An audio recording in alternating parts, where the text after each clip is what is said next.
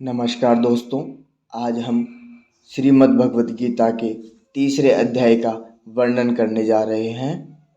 तो चलिए शुरू करते हैं। श्री कृष्णाय नमः। राधे राधे। यहाँ पर अर्जुन कहते हैं, हे जनार्दन, यदि आपको कर्म की अपेक्षा ज्ञान श्रेष्ठ मान्य है तो फिर हे केशव, मुझे भयंकर कर्म में क्यों लगाते हैं। आप मिले हुए से वचनों से मेरी बुद्धि को मानो मोहित कर रहे हैं। इसीलिए उस एक बात को निश्चित करके कहिए जिससे मैं कल्याण को प्राप्त हो जाऊं। श्री कृष्ण कहते हैं, हे निष्पाप, इस लोक में दो प्रकार की निष्ठा मेरे द्वारा पहले कही गई है। उनमें से सांख्य योगी निष्ठा तो ज्ञान योग से और योगियों की योगी निष्ठा कर्म योग से होती है।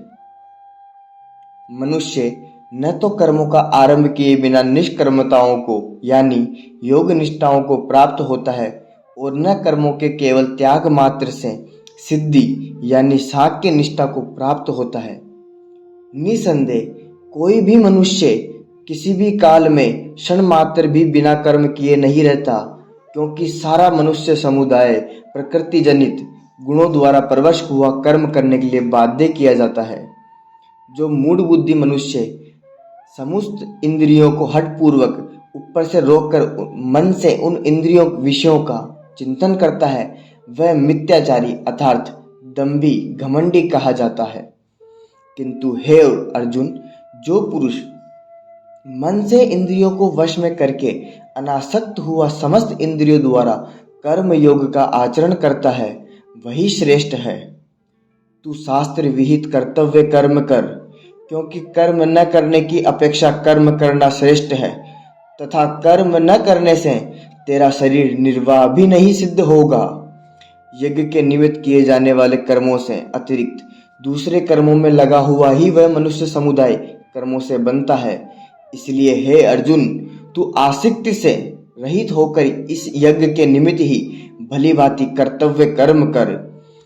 प्रज्ञापति ब्रह्माण्यकल्प के आदि में यज्ञ सहित प्रज्ञाओं को रचकर उनसे कहा कि तुम लोग इस यज्ञ के द्वारा विद्या को प्राप्त हो और यह यज्ञ तुम लोगों को इच्छित भोग प्रदान करने वाला हो। तुम लोग इस यज्ञ के द्वारा देवताओं को उन्नत करो और देवता तुम लोगों को उन्नत करेंगे। इस प्रकार निस्वार्थ भाव से एक दूसरे को उन्नत करते हुए तुम लोग परम कल्याण को प्राप्त हो जाओगे।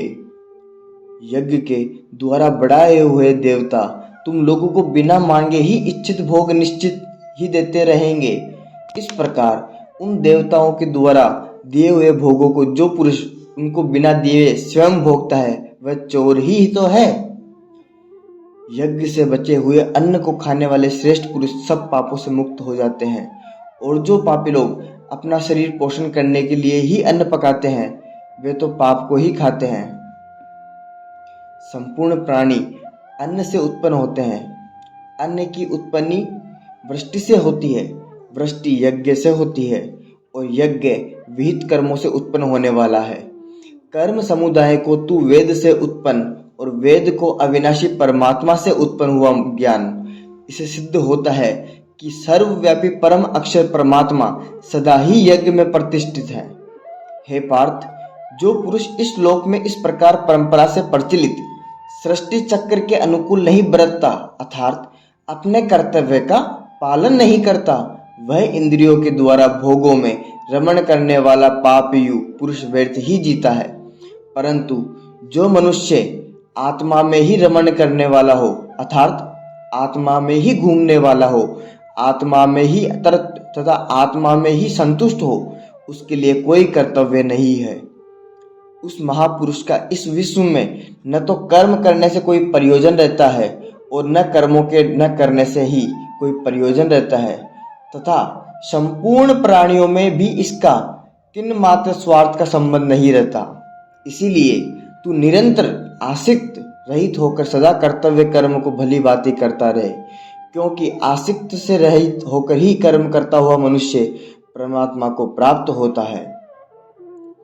जनकादि ज्ञानी जन भी आसक्त रहित कर्म द्वारा ही परम सिद्धि को प्राप्त हुए थे। इसीलिए तथा लोक संग्रह को देखते हुए तू कर्म करने वाले को योग्य है, अर्थात तुझे कर्म करना ही उचित है। श्रेष्ठ पुरुष जो जो आचरण करता है, अन्य पुरुष भी वैसा वैसा ही आचरण करते हैं। वह जो कुछ प्रमाण कर देता है, समस्त मनुष्य समुदाय उसी के अनुसार बरतने लग जाता है। हे अर्जुन, मुझे इन 3 लोकों में न तो कुछ कर्तव्य है और न ही कोई प्राप्त करने योग्य वस्तु अप्राप्त है, तो भी मैं कर्म में ही बरतता हूँ, क्योंकि हे पार्थ, यदि कदाचित मैं सावधान होकर कर्मों में ना बरतूं तो बड़ी हानि हो जाए, क्योंकि मनुष्य सब प्रकार से मेरे ही मार्ग का अनुसरण करते हैं।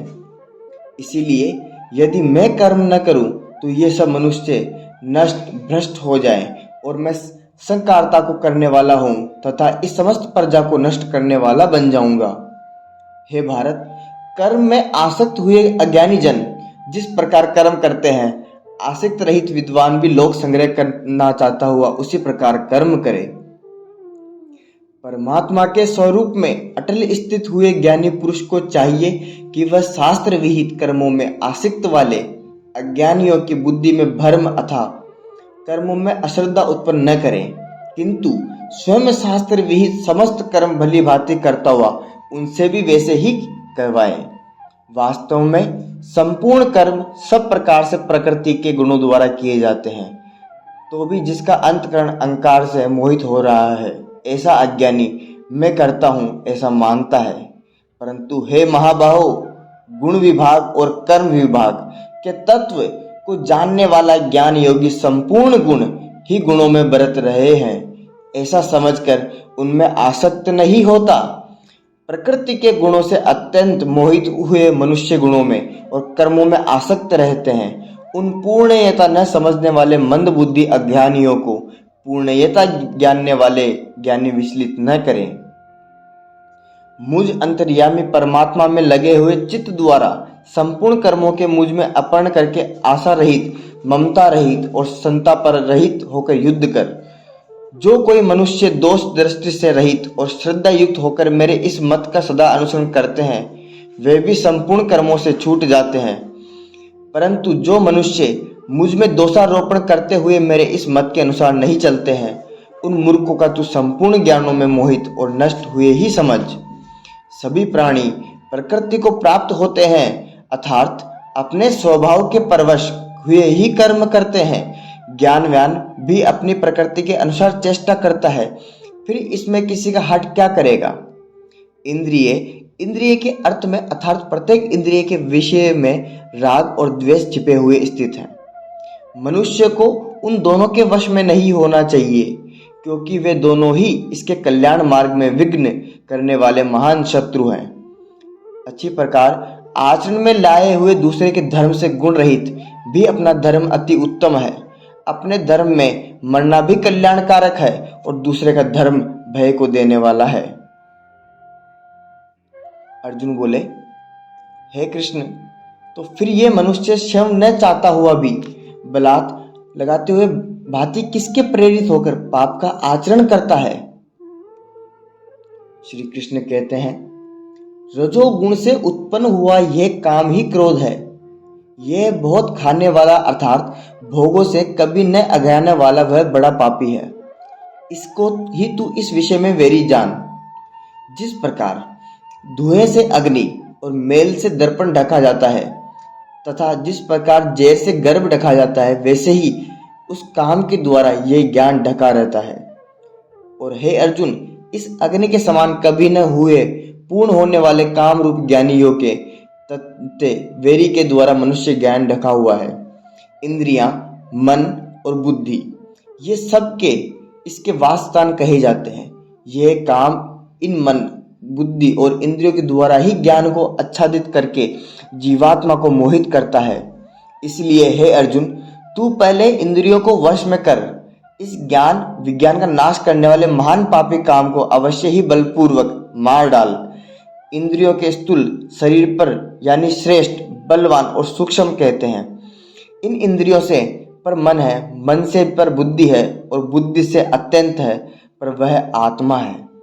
इस प्रकार बुद्धि से पर अर्थात सूक्ष्म, बलवान और अत्यंत श्रेष्ठ आत्मा को जानकर बुद्धि के द्वारा मन को वश में करके हे महाबाहु तू इस कामरूप दुर्जय शत्रु को मार डाल। और आज का हमारा तीसरा अध्याय यही खत्म होता है दोस्तों।